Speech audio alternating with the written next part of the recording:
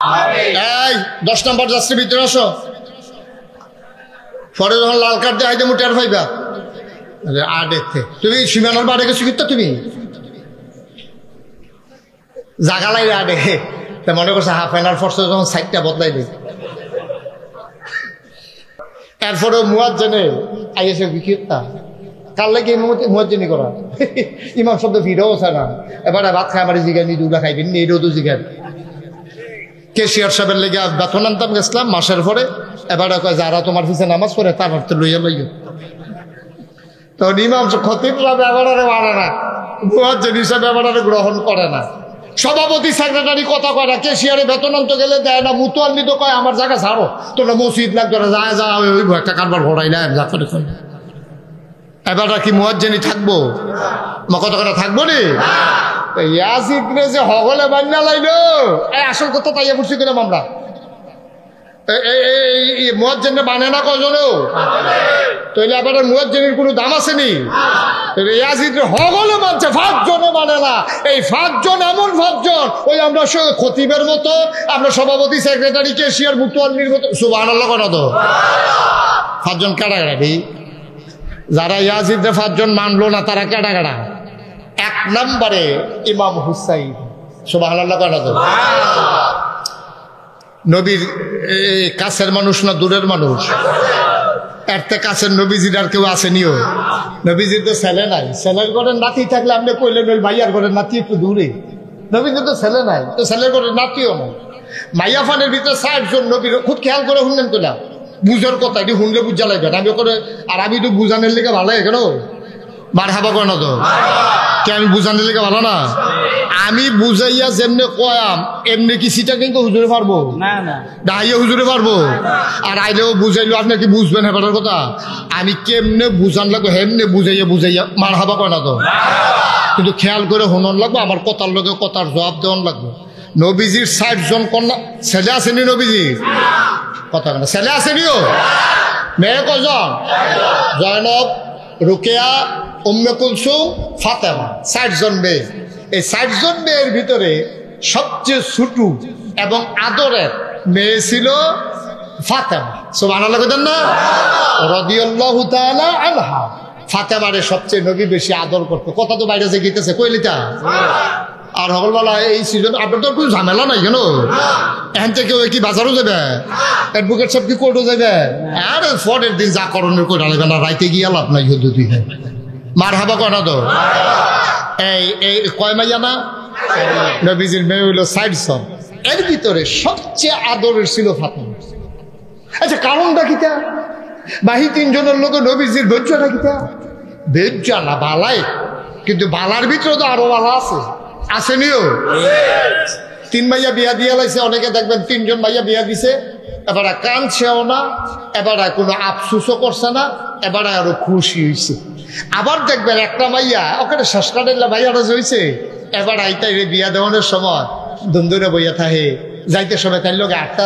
ওই বোরকামটা পর্যন্ত গেছে রিক্সার দৌড়া দৌড়া আইতের সময় কাঁদতে কাঁদতে ভাইতেছে এমনি আপনি কি শুরু করছেন তাই দিকে ঘরটা খালি সুবহানাল্লাহ বলা তো নবীজির 60 জন কন্যা কয়জন নাম কইতেন পারবেন কারা পারবে জয়নব রুকেয়া উম্মে কুলসুম ফাতেমা এটা কি কঠিন কাজ আবার আমার লোকে কোন জয়নব রুকেয়া উম্মে কুলসুম ফাতেমা সুবহানাল্লাহ কইতেন না এটা মোটামুটি পরিচিত নামে আমরা এগুলো মারহাবা কোন এই 60 জন কন্যার ভিতরে সবচেয়ে বেশি মায়া করতো ফাতেমা আচ্ছা ফাতেমারে তো মায়া করে এটার কারণ আছে 3 মাইয়া আম্মাজান খাদিজারে পাইছে কিন্তু ফাতেমাও পাইছে কিন্তু ফাতেমা শুরু থাকতে আম্মাজান খাদিজা ফাতেমার যে আম্মা আমাদের নবীর স্ত্রী আমাদেরও আম্মা এই আম্মাজান খাদিজারে 3 মাইয়া পাইছে বড় হওয়া পর্যন্ত কিন্তু ছুটতে থাকতে ফাতেমা যখন শুরু কোনো মতে কথা কয়ে আস্তে আস্তে আড়ে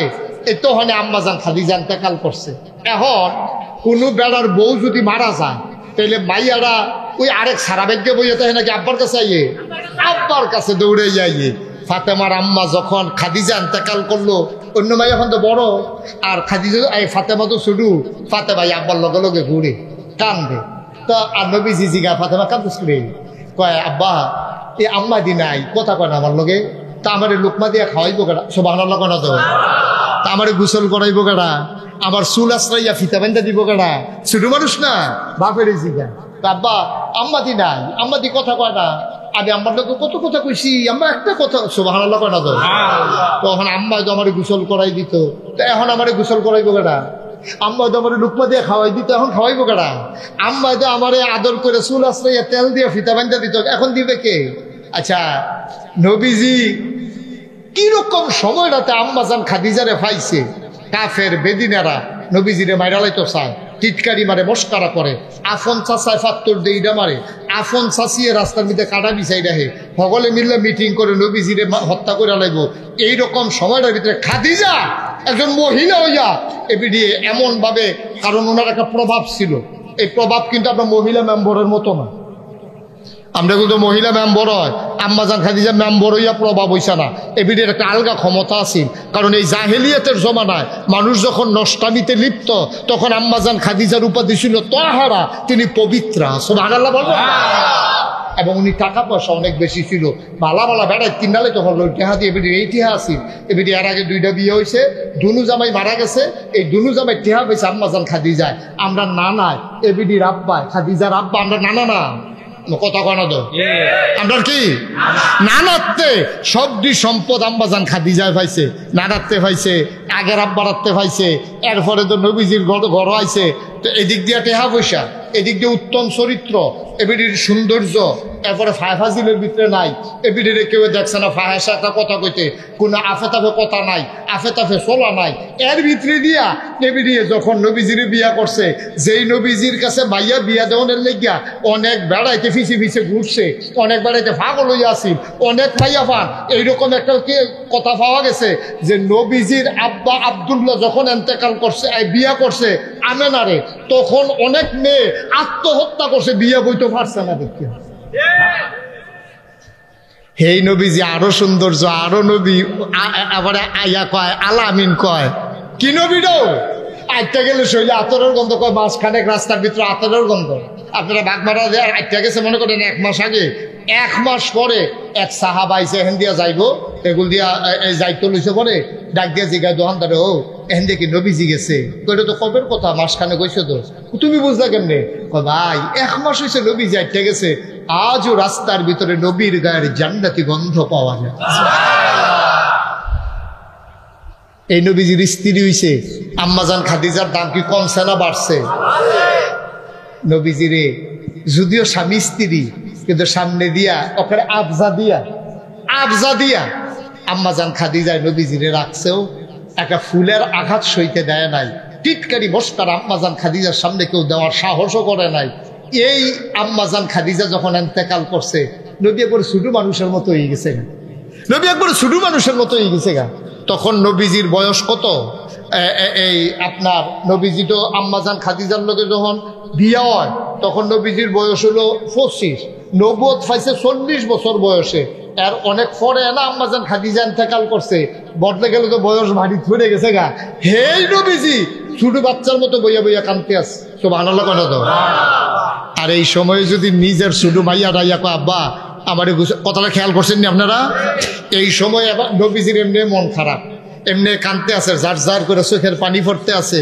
আহা হা আহা হা, হে খাদিজা আমার লেগে কি আসিল রে, বইয়া বইয়া মনে কইরা কইরা কাঁদতে আছে। এই সময় যদি ছোট ভাইয়া রাইয়া কয়, আব্বা আমার গোসল করাইবো, আম্মা দি কথা কয় না, তখন কষ্টটা কি কমে না বাড়ে?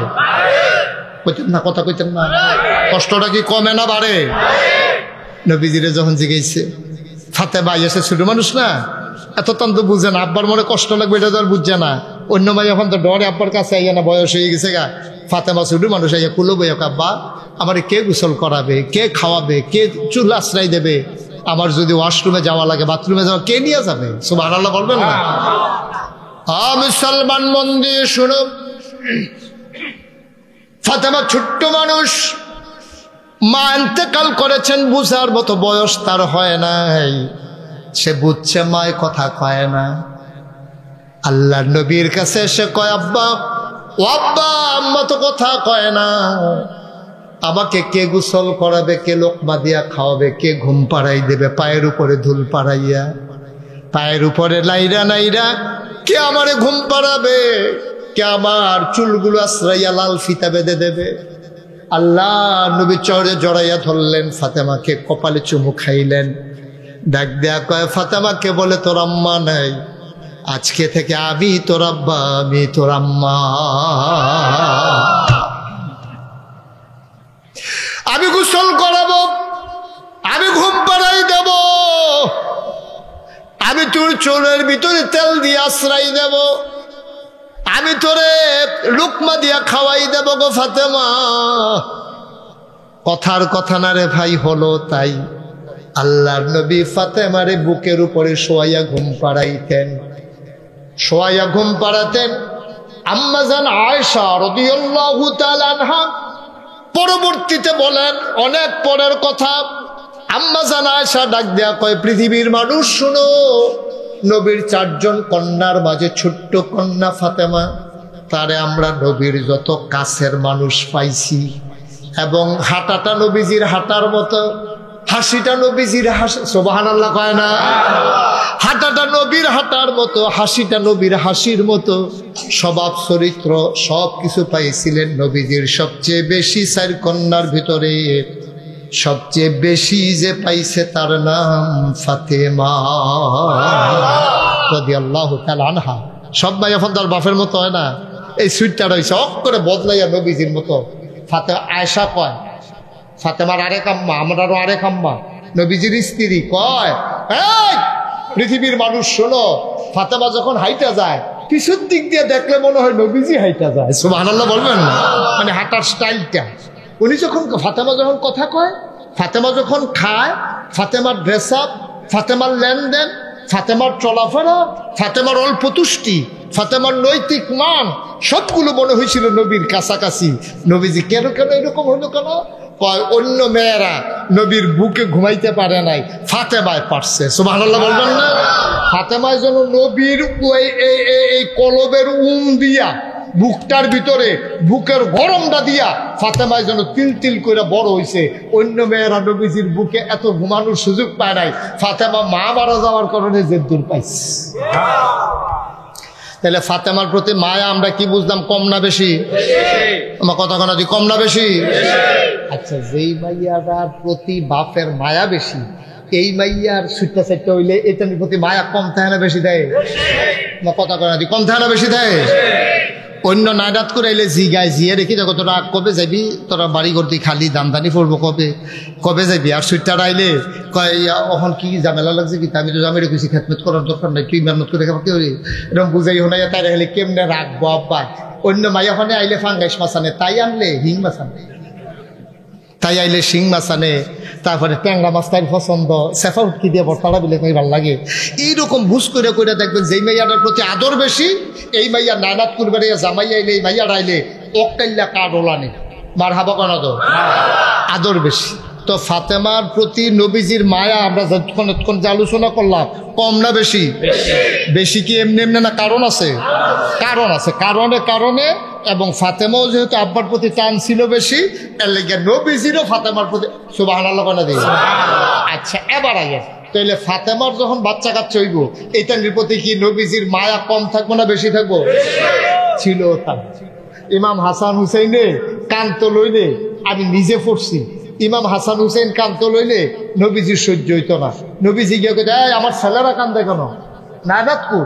কিন্তু সৌদি আরবে এখনো এই নাতি, লতি, ফতি, সতী, নিচের ফাইল যত ফলা মানে সবাই সন্তান মনে করে, যেহেতু আমার ফুতের সন্তানও আমার মাইয়ার সন্তান, এটার জন্য আমারই সন্তান, কারণ আমার রক্তের অংশ।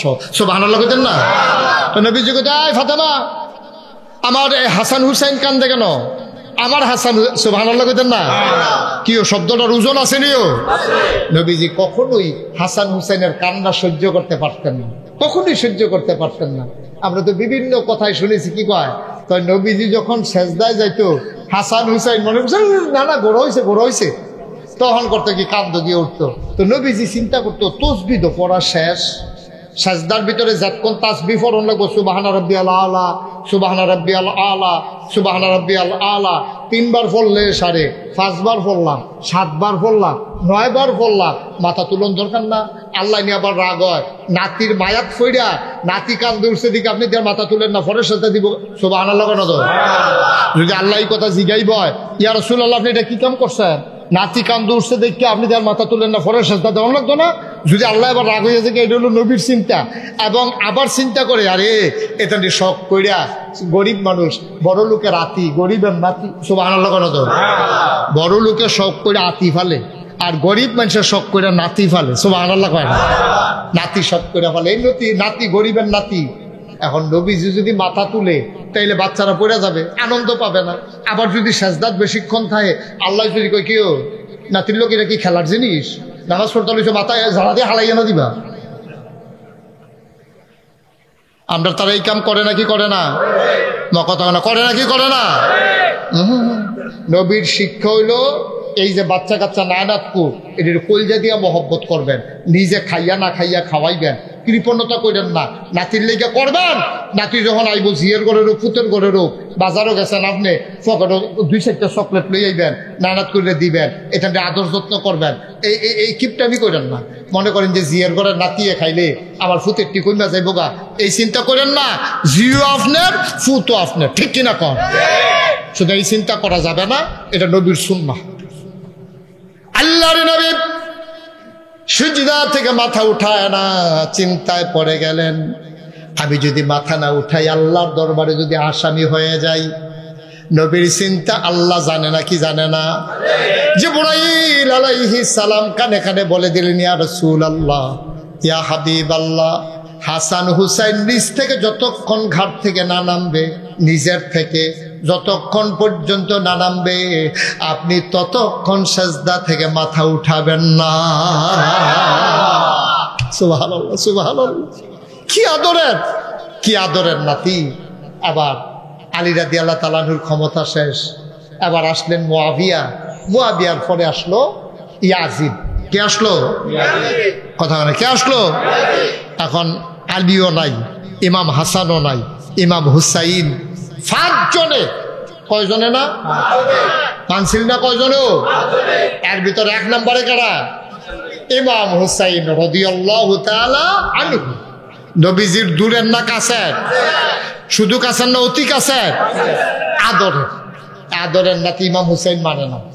আচ্ছা, ইমাম হুসাইন নবীজির ডাইরেক্ট ওয়ারিস, জিয়ার ঘরের নাতি। ইমাম হুসাইন যদি পৃথিবীর হবলে যদি মানে, ইমাম হুসাইন যদি না মানে, তো মানুষের মানাটার কি দাম আছে? ঠিক নিও।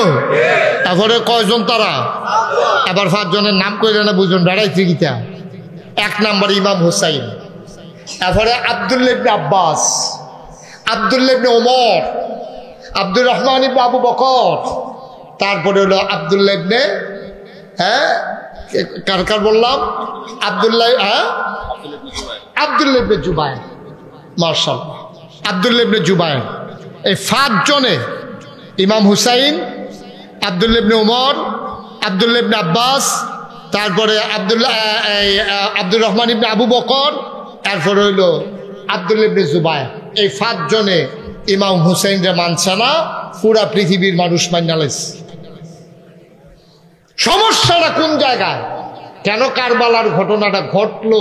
আমরা কাছাকাছি চলে আসছি ইনশাআল্লাহ। এইভাবে আপনাদের কাছে মনে হয় না যে আপনাদের ইমাম সাহেব যোগ্য মানুষ? হয়তো তিনি এইভাবে ধারাবাহিকভাবে বুঝাইয়া আনছে। আমি কিন্তু নবীজির জীবন থেকে আস্তে আস্তে করতে কই এলো এটা আইলাম এখন পর্যন্ত। এখন তারা 5 জনে মানে না, কিরে হগলে মানে। সব মানুষের বুটের দাম এক না।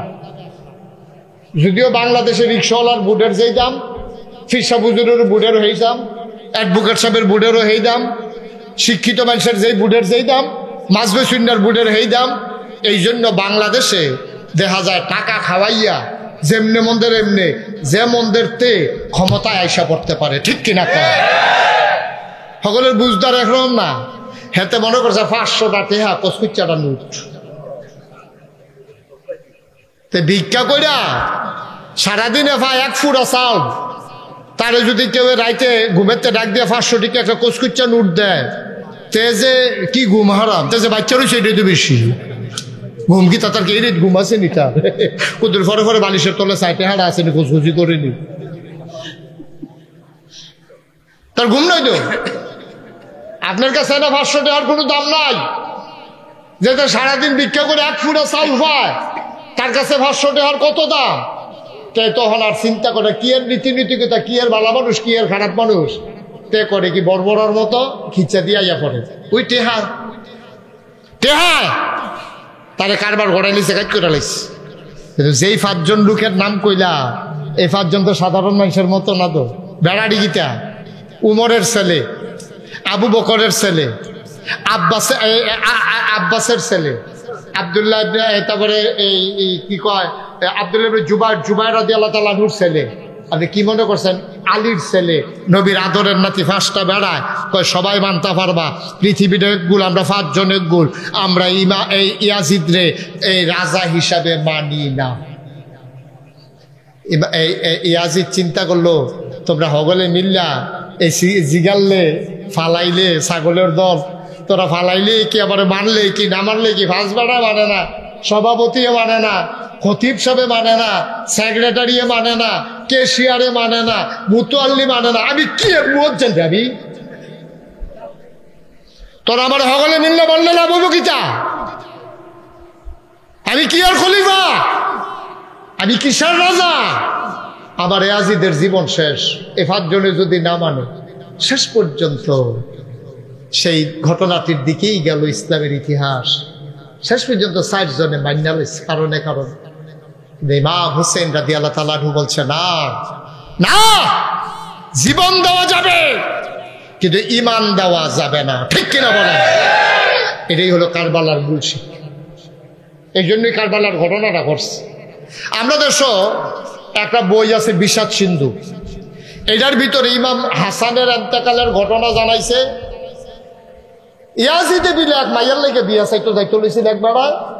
ইমাম হাসানে জিগেছে কি তো কই যা, কাও ইয়াজিদের লেগিয়া এই বউ চাইতাম যাইতে আছি, মাইয়াটাই ঠিক কই, যদি ইয়াজির লেগিয়া রাজি হইত, আর না হইলে আমার কথাটা লাস্টে দিয়া কইও, আমার প্রতি আমার কাছে বিয়া বইব। আচ্ছা দেখি একটা কথা, এটা তো বাংলাদেশে একটা ভদ্র মানুষও এই কামটা করতো না, যে এবার লাগে বিয়া চাইতে গেছে আর আমি কইয়া দিছি, এবার লাগে যদি বিয়াটা না হয় তৈল গেলে আমার কথা কইও, আমি রাজি আছি, আমি বিয়া করতাম চাই। এটা কি কোনো ভদ্র মানুষের লক্ষণ? ইমাম হুসাইন বিলে, ইমাম হাসান বিলে এই কাম করছে যে ইয়াজিদের লেগে বিয়া চাইতে গেছি, ঘটকের কাছে কইয়া দিছে ইয়াজিদের কাছে যদি মাইয়া বিয়া বইতো রাজি না হয় আমার কথা কইও, আমি রাজি থাকলে আমি মাইয়া রাজি হইলে আমি রাজি আছি। নাউজুবিল্লাহ কোন না কেন? আর ইমাম হুসাইনরে প্রমাণ করছে কি, যে ইমাম হুসাইনের ক্ষমতা না পাইয়া ইয়াজিদের বিরোধিতা করছে, বিরোধিতা করার কারণে কারবালার ঘটনা ঘটছে। 2টা রাষ্ট্র সত্য না। ইমাম হুসাইন ক্ষমতা চায় নাই, ইমাম হুসাইন চাইছিল যে বাফের পরে ফুতে এরপর রাজা হবে, এই সিলসিলা জারি হইতে দেওয়া যাবে না। ইন্তেকালের পরে সবাই মিল্লা যার উপযুক্ত মনে করে তারে রাজা বানাইবো, হয় আমি হয়াম, না হইলে আব্দুল্লাহ ইবনে উমর হোক, না হইলে আব্দুল্লাহ ইবনে আব্বাস হোক, না হইলে আব্দুল্লাহ ইবনে মাসউদ হোক, না হইলে গিয়া আব্দুর রহমান ইবনে আবু, যেমন দেখতে হোক, আমিও অনেক এমন কোনো কথা না। কিন্তু হগলে মিল্লা যারে ভালো মনে করে হেবারা হইব, হেবারা মরে যেতেছে, এবারে যাইতে ফুটের রাজা দিয়া যায়, এটা কি মগের মূল লোক পাইছ? এই কথাটাই মূল কথাটা ছিল। সুবহানাল্লাহ কইতেন না? এই মগের মূল লোক আমি মানি। মুসলমান মন দিয়ে শোনো, আর লম্বা কথা না, কোনো চিন্তা না। আরে বেটা কি এর ফির সাহেব, কি এর লাট সাহেব, এটা ভেইল আছে। এটা কিয়ামতের ময়দানে একবার ডাক দিব মুশতাক ফয়জি পীর সাহেব, এই কথা কইব, একবারও ডাক দেওয়া হবে না। এটা তো দুইনেক পরিসরের লেগে খতিব সাহেব, ফির সাহেব, অ্যাডভোকেট সাহেব, ভুইয়া, চৌধুরী, সরকার, খনকার, ফেসকার, স্বর্ণকার, দফাদার, শহীদ, কেন দুইনেক পরিসরের লেগে। এবার এটা কার? সরকার সাহেব। এবার এটা কার? কই ভুইয়ারা। এমনি পরিচয়ের লেগিয়া দুনিয়াতে এডি কয়, এডি ভাই কোনোদিন কিয়ামতের ময়দানে কিচ্ছু থাকতো না। আরে একবারও তো আমারে মুস্তাক ফয়জি ফির সাহেব কয়ে ডাক দিত না, মুস্তাক ফয়জিও কইতো না, তবে গোলাম এদিকে। তবে একটা খুশির খবর শুনেন, তারে বয় দিয়া শুনেন, তারে বয়ান যাতা দিয়ে বয়লান। খুশির খবর হইল, আল্লাহ যদি আপনারা ডাক দিয়া কয়, কি নাম আপনার? অ্যাডভোকেট মুসা ভাই। মুসা ভাইয়ের যদি আল্লাহ কয় গোলাম, এবারে তো রাগ হইতে না, এবার আর আইসছেই তো মানুষ আইছে। এবারে যদি কয় গোলাম মুসা এদিকে আস, এবার আইস দিয়া লাগবো, কারণ আমার ওয়াজ শুনতেছে তো। কে রে গোলাম কইলে এবারে খুশি হইব কে রে? অহন যদি গ্রাম ব্যাপারে কয় কিরে গোলাম, কিরম আগুনটা লাগবো কিরম, এবারে কব লাল দালানের ভাত তো খাইছ না, বেড়া অ্যাডভোকেট এমনি হইছি সারা বেড়া লাগিলাম রে,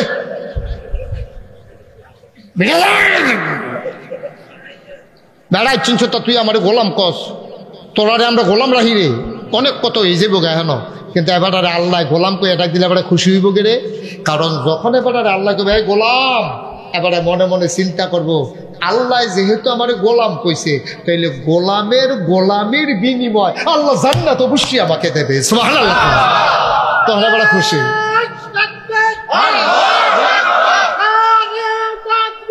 আল্লাহু আকবার, ইয়া রাসূলুল্লাহ, ঘরে ঘরে চলো, ঘরে ঘরে চলো, আল্লাহু আকবার। সবাই পড়েন আমিন। সিফা দিয়া বসো, মারহাবা কোন যেরকম মারহাবা। আচ্ছা এবারে মুসা ভাইরে গোলাম করে এবারে খুশি হইব। আচ্ছা যদি কয় এই গোলামের ঘরের গোলাম, দুনিয়াতে কইলে কি আগুনটা কম লাগবো না বেশি লাগবো? কিন্তু এবারে আরো খুশি।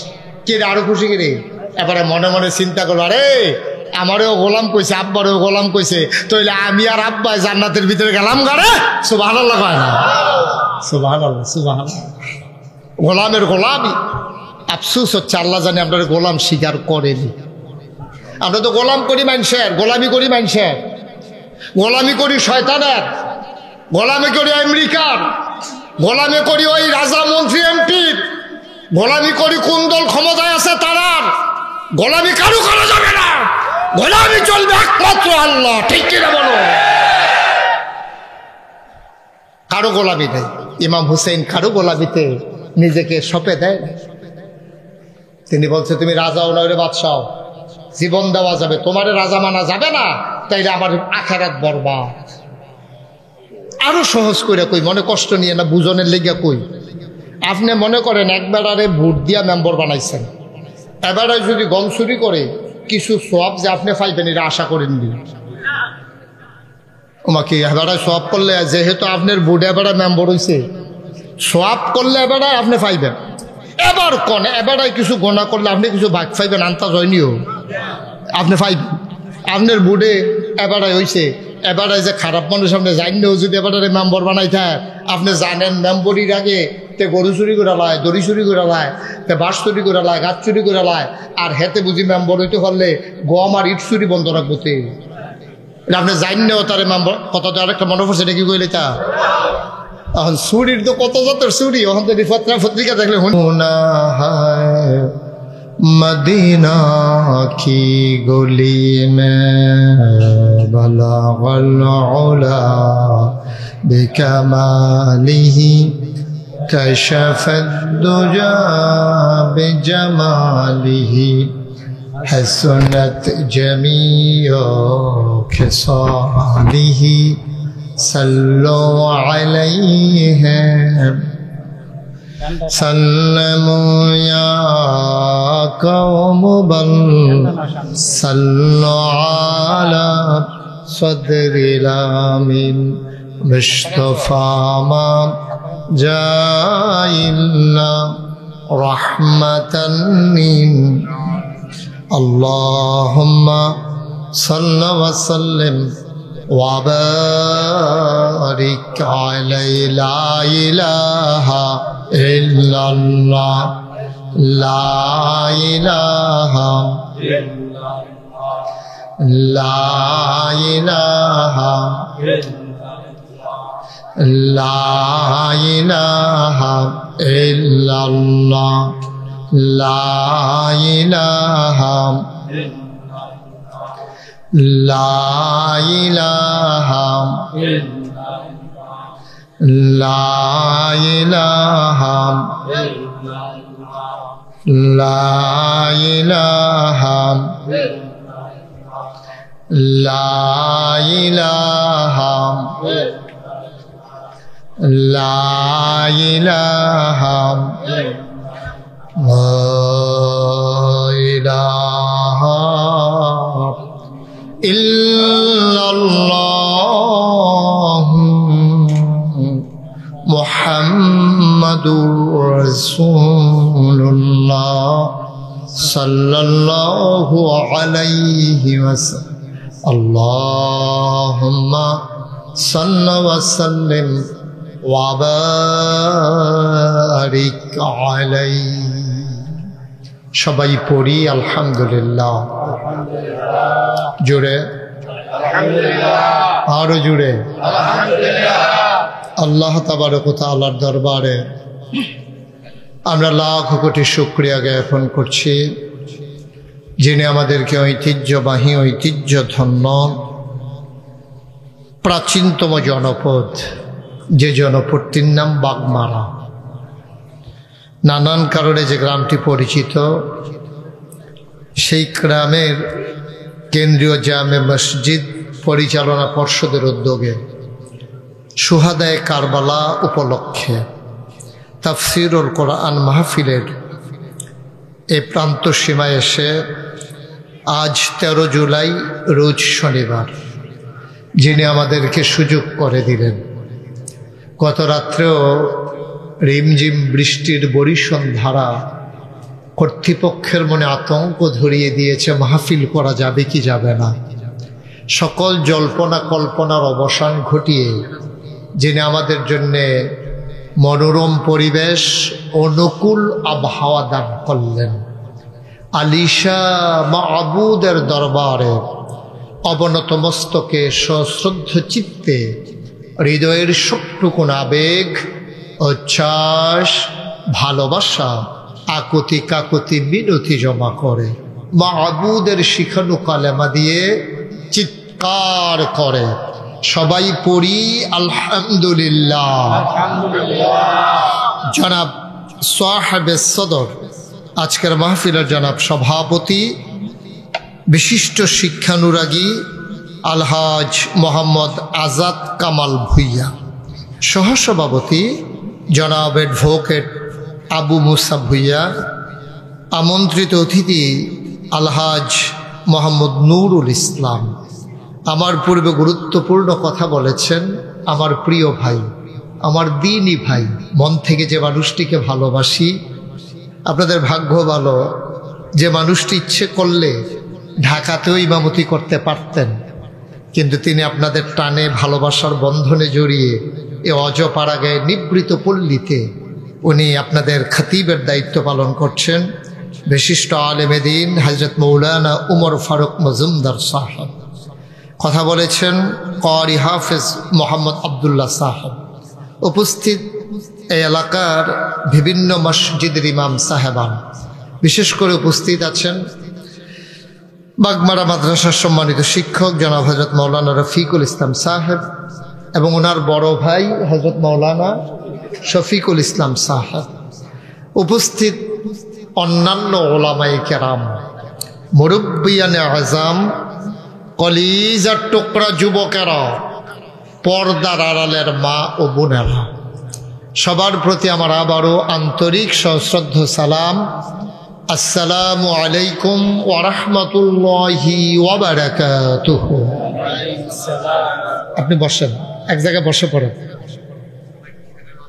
না না সমস্যা নেই বসে যান ফ্যান আসলে আসবে না আসলেও সমস্যা নেই এই হাত পাখা আছে ওকে ফ্যানের চাইতে হাত পাখা ভালো জি এটা বাড়ি খাওয়াইয়ের না হ্যাঁ আরেকটু বড় ছেলে দেন এটা বেশি শুরু হয়ে গেছে ফোলা হ্যাঁ বের ফায় না আমিন বলেন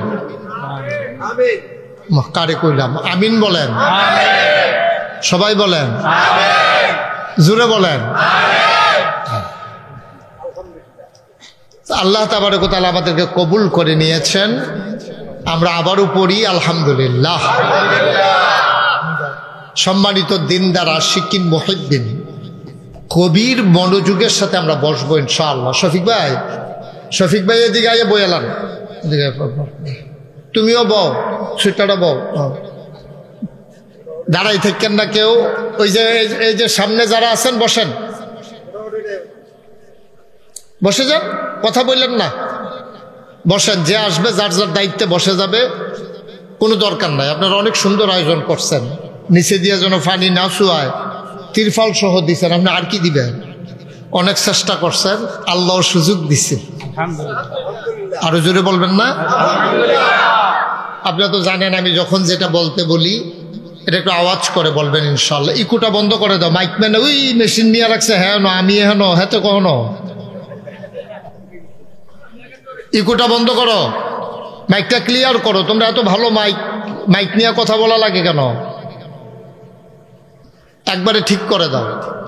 জি, যারা আসছেন বসে পড়েন, আমরা লম্বা সময় নেব না। যেহেতু যদিও বৃষ্টি হয়, কিন্তু এই সিজনটাতে গরমও বেশি হয়। বৃষ্টি হইতে আছে, মানুষও গামতে আছে। এটা সিজনের এরকম একটা আমাদের বর্ষাকালে এমনই হয়, বৃষ্টি হয় আবার গরমও লাগে। তো আমি চেষ্টা করব মূল কথাগুলো যেগুলো আমাদের জানা দরকার, যেহেতু শুহাদায়ে কারবালা উপলক্ষে আপনারা আজকের মাহফিল দিয়েছেন। আমি আসার পরে শুনছিলাম আপনাদের সম্মানিত খতিব হুজুর অনেক গুরুত্বপূর্ণ আলোচনা করছিলেন, মূল শিক্ষাটা তিনি তুলে ধরছিলেন। তা আমরাও চেষ্টা করি ইনশাআল্লাহ, আল্লাহ যেন কবুল করে, সবাই পড়ি আমিন। যে কোনো ঘটনা থেকে বুদ্ধিমান মানুষ যারা, তারা কিন্তু শিক্ষা গ্রহণ করে। যে কোনো মানুষ থেকে বুদ্ধিমান মানুষ যারা, তারা শিক্ষা গ্রহণ করে। এটা হচ্ছে বুদ্ধিমান মানুষ যারা। একটু মনোযোগ আছে সবার, একটু খেয়াল করে শুনতে হবে। হ্যাঁ, কোনো দিকে তাকানোর দরকার নাই। আরে আচ্ছা, 5 মিনিটের বিরতি দেই, আপনার যা যা করণের কইরা সারেন। ঠিক আছে, আমি কথা বললে আপনারা যদি মন দিয়া না শুনেন বুঝবেন না তো। আল্লাহ যেন কবুল করে, সবাই পড়ি আমিন। বাড়ি ঘর সকল চিন্তা ছেড়ে দিয়ে বসেন, এদিক সেদিক তাকে না, আরাম করে আসন ধরে বসেন। হ্যাঁ, সুন্দর করে আরাম করে বসেন। শুধু আমার দিকে তাকাই থাকেন, তাইলে শুনতে বুঝতে সহজ হবে ইনশাআল্লাহ। এদিক সেদিক তাকাইয়েন না, নিজেরা কথা বললেন না। কে আসলো কে গেল এগুলো নিয়ে আমাদের চিন্তার দরকার নেই। আমি আসছি, এইটাই যথেষ্ট। কারণ আমার কবরে তো কেউ যাবে না, আমার কবরে আমি একাই থাকা লাগবে। সুতরাং আমি আমার মতো করে প্রস্তুতি নেওয়া লাগবে। আমি এসেছি, আমি সওয়াব পাবো। যে এখনো আসতে পারেন নাই, অতি দ্রুত চলে আসেন। এই সিজনে কিন্তু প্রতি রাত্রে মাহফিল হয় না। ইচ্ছে করলেও সারাটা বাংলাদেশ আজকে কোথাও মাহফিল হয় কিনা আমি জানি না, ওপেন এরকম খোলা আকাশের নিচে সারা বাংলাদেশে কোথাও হয় কিনা, আপনারা সাহস করে ফেলছেন। আল্লাহ তাবারক ওয়া তাআলা কবুলও করে নিয়েছেন। আবার পড়েন আলহামদুলিল্লাহ।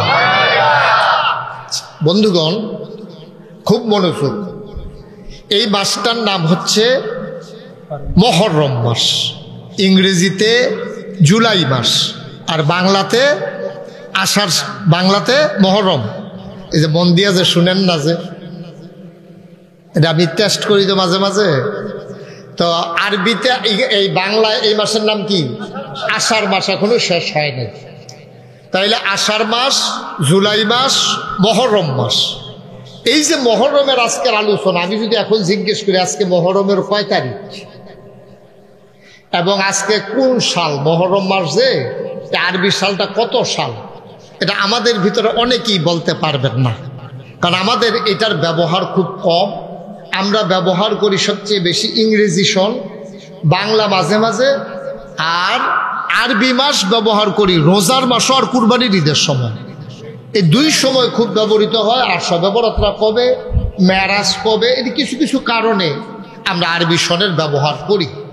অথচ আমরা মুসলমান হিসাবে আমাদের কাছে সবচেয়ে বেশি হিসেব থাকার কথা ছিল আরবি মাসে। কারণ এই মাসটার সাথে আমাদের শরীয়তের অনেক বিধান জড়িত, যেমন তেমন বিধান না, ফরজ বিধান জড়িত। যেমন রোজা রাখা, এটা কি নফল না ফরজ? এক মাস, রমজানের এক মাস রোজা রাখা, এটা কি নফল না ফরজ? এই ফরজ আবাদত এই চাঁদের হিসাবের সাথে জড়িত। হজ করা, এটা যাদের উপরে হজ ফরজ, তাদের উপরে হজ করা কি নফল না ফরজ? ফরজ। এই হজটাও আরবি মাসের সাথে জড়িত। কিন্তু আমাদের এই মাসটার খবর থাকে না। আমাদের ছেলেরাও এই আপনার ইংরেজি সাল যখন শেষ হয় নববর্ষের যখন শুরু হয়, একটা চিকন কথা মনে রাখা লাগবে, আরবির দিনটা হয় শেষ হয় আপনার এই সন্ধ্যার সময়, সূর্য অস্ত যাওয়ার আগ পর্যন্ত আজকের দিন, সূর্য অস্ত যাওয়ার পর থেকে পরের দিন। মনে করেন আজকে যদি হয় এই যে আজকে কিবার গেল, শনিবার, শনিবারে যদি 10 তারিখ হয় তাইলে শনিবারে মাগরিবের পর থেকে 11 তারিখ। আর ইংরেজিতে এটা শুরু হয় রাতের 12টার পরে। এই জন্য 31শে ডিসেম্বর, যেটাকে বলা হয় 31st নাইট, এই রাত্রাতে যদিও রাত কিন্তু ইংরাজি দিন কিন্তু শুরু হয়ে গেছে দিনের 12টা 1 মিনিট থেকেই পরের দিন শুরু। এই ইংরেজি নববর্ষকে শুভেচ্ছা জানাতে গিয়া আমাদের দেশে যে আকাম কুকাম হয়, আমাদের দেশে যে অনইসলামিক কাজ হয়, যেই ধরনের পশ্চিমা কালচার আমাদের দেশের মানুষগুলো গ্রহণ করে, বিশেষ করে আপনারা গ্রাম দেশে টের পান না, আপনারা এখন টের পাইবেন। এখন অনেক গ্রামেও দেখছি রাতের 12টার পরে আপনি গোলাগুলি মানে গোল্লা ফুটায়, তারপরে আতশবাজি করে রাতের 12টার পরে, যেহেতু ইংরেজি নববর্ষ আছে। আর বাংলা নববর্ষের সময় তো আমরা নিয়ত কইরা লয় যে এই দিনে ভালো খাইলে, এটা বিলে এরকম কথা আছে যে যে কেউ যদি বৈশাখের 1 তারিখে ভালা খায় সারা বছরতে ভালা খাইব। অথচ আমি এরকম অনেক লোক দেখছি পহেলা বৈশাখে ভালা খাইছে, পরের দিনেতে ভর্তা দিয়েও খাওয়ান লাগছে। আর আমরা যারা পহেলা বৈশাখে কোনো মতে খাইছি 12টা মাস খানার লাগে একটা বিপদে আছে।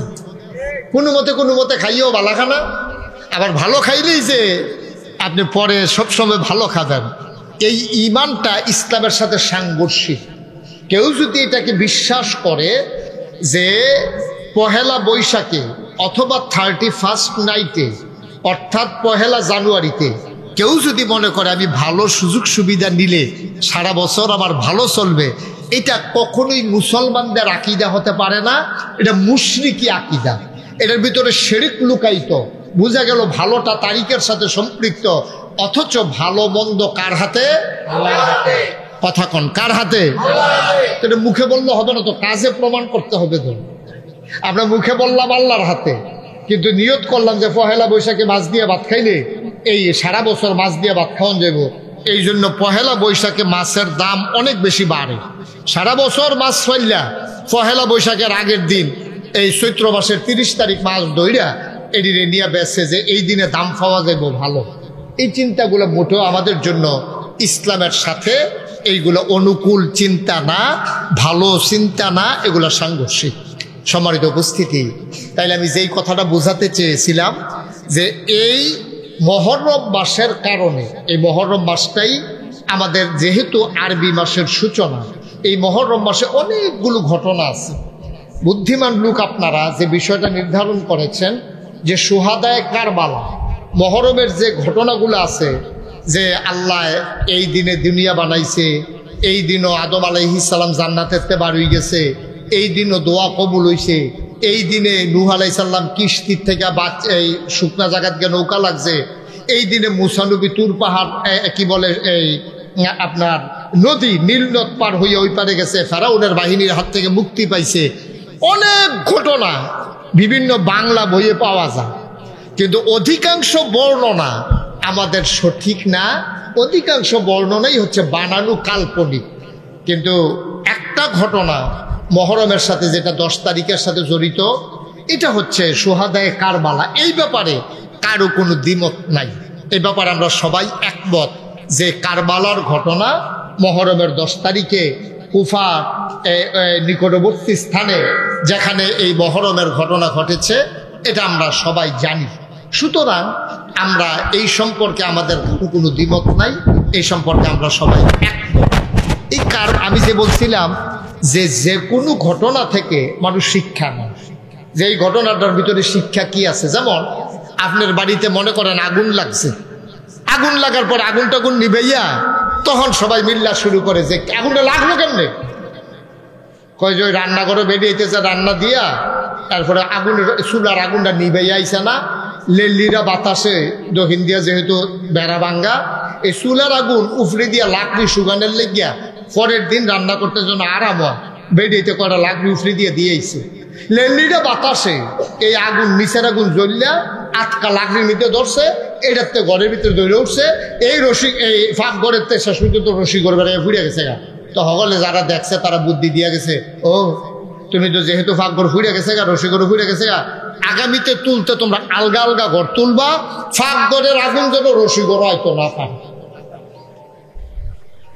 সবাই মিল্লা বুদ্ধি দিয়া গেছে এবারও বুঝছে ব্যাগটা একটু কমাও আর এসকে যেতে বিরক্ত করে ফেলাইতেছে তো তারাও বুঝছে যে হ্যাঁ এটা কথা ঠিকই তাইলে আগুন লাগা থেকে আপনি শিক্ষা নিলেন ফুট ফানিত ফরছে বাসকার মোরক এটা তো একটা শিক্ষা নেয় তখন করে কি অনেকে দেখছি রশি গড় বাচ্চা কাচ্চারে ছাইরা দিয়া দরজার ভিতরে আবার দুইটা বাঁশ বান্ধা দেয় তে যেন বাইরে গিয়া না পড়ে তে যেন ফানির কাছে যাইতো না পারে তাহলে প্রতিটি ঘটনা থেকে শিক্ষা নেওয়ার কারণে আমরা এখন ভালো আছি কিন্তু আফসোস হচ্ছে কারবালার প্রান্তরে এত বড় একটা ঘটনা ঘটলো ১৫০০ বছর প্রায় ছুঁই ছুঁই কিন্তু এই কারবালার ঘটনা থেকে আমরা নিজেরা কোনো শিক্ষা নিলামও না নিজের জীবনে কোনো কাজেও লাগাই এত বড় ঘটনা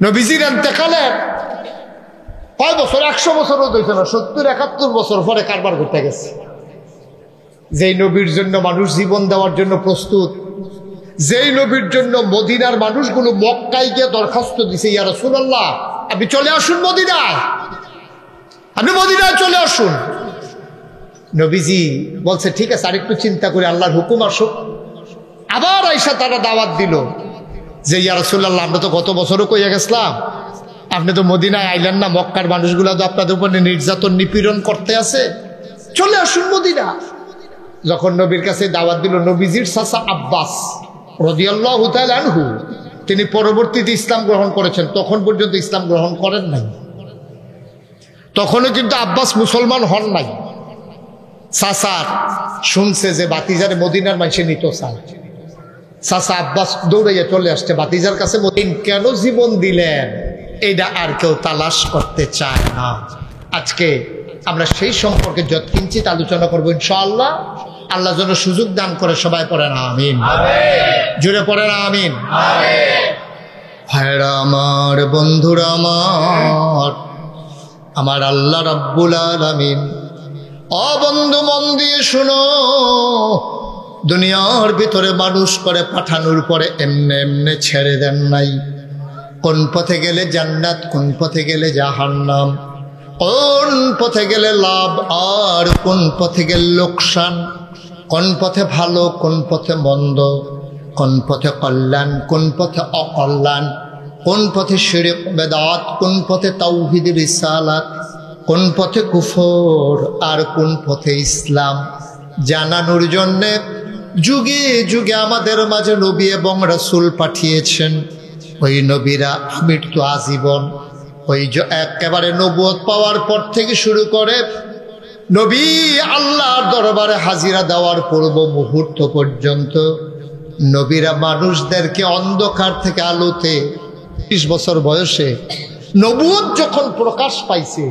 তিনি এরপরে একটা মুহূর্ত একটা সেকেন্ড উনি থামেন নাই উনি চুপ করে ছিলেন না উনি প্রতিটা মুহূর্ত আমেরিকার প্রেসিডেন্টের অবকাশকালীন একটা সময় আছে এই সময় তিনি রাষ্ট্রের কোনো কাজ করবেন না বাংলাদেশের যারা বিচারপতি তাদেরকে একটা বিশেষ সময় দেওয়া হয় এই সময়টাতে কোর্ট কাছারি সব বন্ধ ইমার্জেন্সি কিছু খোলা থাকে মৌলিকভাবে সকল কোর্ট কাছারি বন্ধ বিচারপতিরা বিভিন্ন দেশে ঘুরতে যায় ডাক্তার দেখাতে যায় মানসিক প্রশান্তির জন্য তারা ছুটি নেয় কিন্তু নবী এবং রাসূলেরা তারা নবুয়ত পাওয়ার পর থেকে মৃত্যু পর্যন্ত ছুটি নেবে দূরের কথা একটা মুহূর্ত তারা আরামের ভিতরে কাটায় নাই সুবহানাল্লাহ বলবেন না তারা গোটা জিন্দেগির সাথে তারা ইসলামকে মিলিয়ে ফেলেছেন আলাদা করার কোনো সুযোগ নাই তা আপনি কি কন আপনি বউ বাচ্চা রাখা আপনি কোন চিটাগাং সপ্তাহখানে আমার একটা জরুরি কাজ আছে যাইতে আছে নবীর এই কাজটা করতেন না তারা যুদ্ধের ময়দানে যাওয়ার সময়ও তাদের একজন না একজন স্ত্রীকে নিয়ে যেতেন কারণ তারা জানে এর ভিতরেই জিন্দেগি এই যে আলগা করে যে একটু সময় এটা পাওয়ার কোনো সুযোগ নাই যে ঠিক আছে সপ্তাহখানেক যুদ্ধ করে আই এরপর সেটা সংসার করব নবীর এই কাজটা করেন নাই অধিকাংশ এবং সব সময় নবীজি যুদ্ধের ময়দানে যেতে একজন না একজন আমাদের আম্মাকে নিয়ে যেতেন। নবীজির 11 জন বিবি ছিলেন, এর ভিতরে একাধারে সংসার করেছেন একসাথে 9 জনের সাথে। নবীজি জীবিত থাকা অবস্থায় আমাদের 2 জন আম্মা ইন্তেকাল করেছেন, নবী নিজের হাতে তাদেরকে দাফন করেছেন। আর বাকি 9 জনের সাথে একসাথে তিনি সংসার করেছেন। একজন না একজন বিবি তিনি যুদ্ধের ময়দান পর্যন্ত নিয়ে যেতেন। সুবহানাল্লাহ বলবেন না? এবার বুঝেন তাদের লাইফস্টাইলটা কেমন, তাদের জিন্দগিটা কেমন। তারা ওই আলগা কইরা যে আমি সপ্তাহখানেক চিটাগাংতে থাকতে আই, 15 দিনের লেগে ইন্ডিয়াতে আই, এইরকম জিন্দগি ওনাদের ছিল না। এই আরাম আয়েশের জিন্দগি ওনারা পালন করতে পারেন নাই। কেন পারেন নাই? ইচ্ছা করলে পারতেন, কিন্তু উম্মতের চিন্তায় এই সুযোগটা তাদের ছিল। বন্ধুরা আমার, ভাইরা আমার, আল্লাহর নবীর ইন্তেকালের পরে আবু বকর সিদ্দিক যখন তার হাতে দায়িত্ব দেওয়া হলো, তার উপাধি দিয়ে দেওয়া হলো, তিনি হয়ে গেলেন খলিফাতুর রাসূল, তিনি রাসূলের প্রতিনিধি। ওমর, উসমান, আলী রাদিয়াল্লাহু আনহুম, ওনাদের কাউকে খলিফাতুর রাসূল বলা হতো না, বলা হতো যে আমিরুল মুমিনিন খলিফাতুল মুসলিমিন। বলেন সুবহানাল্লাহ। তার আবু বকর সিদ্দিককে শুধু নবী মনোনীত করেছেন ইশারা ইঙ্গিতে, এই জন্য তিনি হলেন খলিফাতুল রাসূল, রাসূলের প্রতিনিধি। আর বাকি তারা হলো খলিফাতুল মুসলিমিন, তারা মুসলমানদের খলিফা, দায়িত্বশীল প্রতিনিধি। কর্মদ্বারায় তাদের সময় গেল, আবু বকর গেল, উমর গেল, উসমান গেল, আলী গেল, তারপরে আমিরে মুআবিয়া উনি আসলেন। প্রায় 30 বছর উনি শাসন ক্ষমতা পরিচালনা করেছেন। উনি এই ইন্তেকালের আগে চিন্তা করলেন, শর্ত ছিল, কথা ছিল, ইমাম হুসেন রাদিয়াল্লাহু তাআলা আনহু তাকে যেন দায়িত্ব যেন নির্বাচন করে, পরামর্শ করে পরবর্তী খলিফারা নির্বাচন করবেন। এটা কথা ছিল আলী রাদিয়াল্লাহু তাআলা আনহুর সাথে। আলী রাদিয়াল্লাহু তাআলা আনহুর সাথে কথা হয়েছিল আমিরে মুআবিয়ার, যে আপনি একটা কাজ করবেন, যে পরবর্তীতে আপনার পরে যে খলিফা হবে, পরে যারা বেঁচে আছে, ইমাম সাহেব, মুফাসসির সাহেব, মুহাদ্দিস সাহেব, খতিব সাহেব হুজুরে, পীর সাহেব হুজুরে, এলাকার মেম্বার চেয়ারম্যান যারা আছে, আপনার ইন্তেকালের পরে বইয়া চিন্তা করব কারে দেওয়ান যায়। এখন তো আমরা এমন আজব এক বাংলাদেশে আইয়া পড়ছি, এখন তো আগে তো রাজনীতি কিছু ছড়াইয়া ছিটাইয়া আছি, এখন তো ঘরে ঘরে হয়ে গেছে। ঠিক নিও কথা না, ঠিক নি? এখন ঘরে ঘরে, এই ঘরে ঘরে তো আইলো করতে, এই ঘরে ঘরে একটা করতে আইলো। আমিরে মুআবিয়া যখন 30 বছর শাসন করছে, শাসনের পরে উনি চিন্তা করলো যদি জনগণ কারে না কারে বানায়, উনি বুদ্ধি করে, উনার ইস্তেহাদ ছিল, হয়তো এটার ভিতরে খাতা ছিল, উনি বুদ্ধি করে করছে কি, বানাই দিছে, উনার ছেলের ব্যাপারে নাম ঘোষণা করছে।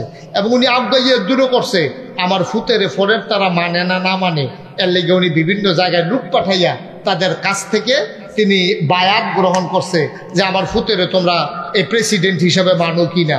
তো উনি আমিরে মুআবিয়া জীবিত, এখনকার প্রেসিডেন্টে যদি আমার ফুতে প্রেসিডেন্টের তোমরা মানুনি, তো এটা তো উনি তো যাও জিগাইছে, আমরা তারা তো জিগায়ও না। ঠিক নিও, ঠিক নেই? মাইস দিলে কথা কোন লাগতো না। এবারে কই ঠিক কইয়া কি বিপদে পড়ে, আরে বিপদ দাদা আমার উঠে দিয়েছে, ভালো কইয়া বইয়া থাকে আলাদা, আমাদের জিগাও না। এমনি তো জিগাইছে, উনি তো শপথ নিছে আমার ফুতেরে মাননি, তো হগলে কইছে হ মানি। কিন্তু 5 জন লোক, কয়জন? আরে কথা কয়রা ঘুমাইলেছে না, আমরা আমরা না কেন? তো যেটা জিগাইটা কইতে হইব না, কয়জন? 5 জন। আপনারা মসজিদে মুয়াজ্জিন রাখছেন, 5 জনে মুয়াজ্জিনরে মানে না। কেড়ায় কেড়ায়?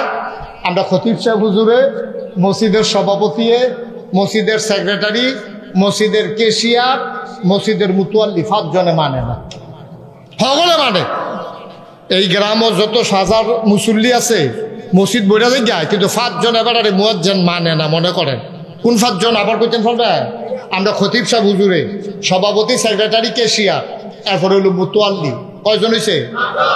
এবার আপনার আর বিবেকের কাছে প্রশ্ন, আমরা কিন্তু অনেক চালাক হয়ে গেছেন, যখন আগের মতো আর হতে আমরা নাই কেউ, কেন সবাই বুদ্ধি করে পৌঁছেন। এই 5 জনে যদি মুয়াজ্জিন না মানে, হুদা বাগমারা না, হুদা দেবিদ্যান না, হুদা কুমিল্লা না, বাংলাদেশের হগলেও যদি মানে, আর এই 5 জনে যদি না মানে, এবারে মুয়াজ্জিন এটা এখন থাকবো নি মাশাআল্লাহ বুঝে লেছেন দি মাত্র 5 জনে না মানে না কয়জনে মানে না আর মানে কয়জনে সারা বাংলাদেশ